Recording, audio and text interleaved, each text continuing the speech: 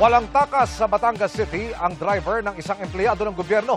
Arestado siya dahil sa pagbabayan sell umano ng baril. Nakatutok si Marisol Abduraman. Exclusive!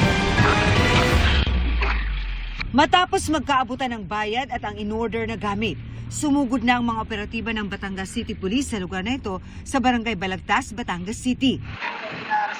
Arestado ang target ng operasyon na ayon sa mga otoridad ay driver ng isang empleyado ng gobyerno. Nakuha sa suspect ang Colts 5.56 na M16, 2 magazine at budol money na nagkakahalaga ng 50,000 pesos. Ayon sa Batangas PNP, droga lang ang unang usapan pero habang nakikipagtransaksyon, nag-alok daw ang suspect ng baril. Caliber 45 yung unang inialok. So, automatic yung ating alpha, umuo siya. And then during the transaction pa, hindi na caliber 45 yung inaalok, kundi yung caliber 5.56. Buy and sell daw ang modus ng suspect.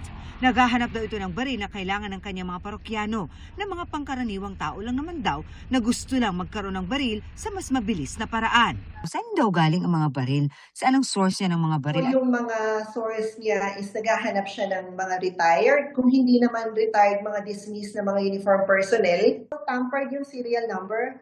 So, we're not sure kung ito ay issue ba. Nakakulong na ngayon ang suspect na sinampahan ng kasong paglabag sa RA 10591 o Comprehensive Firearms and Ammunition Regulation Act.